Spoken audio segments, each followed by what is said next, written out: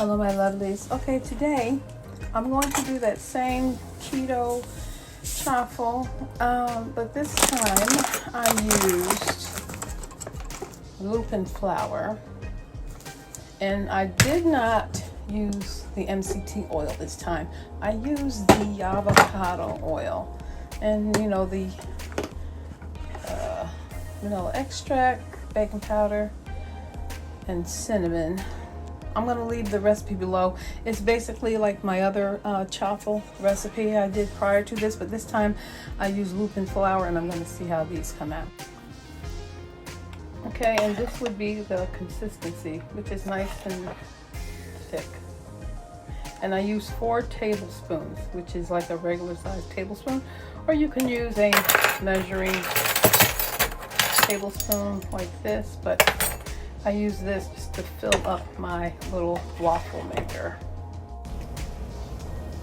Okay. Wow, look at that.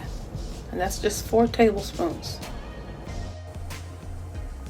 Okay, so here they are. These are the Lupin waffles. And I'm going to taste one.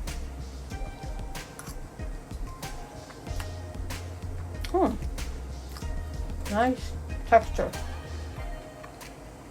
Got that blueberry in there. Oh wow, this is great. Okay. I like the texture on these. They're a little thicker than almond flour, but it's really good. Why am I constantly losing my blueberry? And you can see they're nice and thick. And this batter made exactly 3 Lupin Flour waffles. I'm not going to say chaffle because there's no cheese in it, but it's a waffle. So if you like this recipe and other recipes, sorry, hold my food in my mouth. So if you like these recipes and the other recipes on this channel, give it a thumbs up and subscribe. Thank you. Like, subscribe, and share. This is Bonnie from Keto Lifestyle, or I should now say a healthier living lifestyle.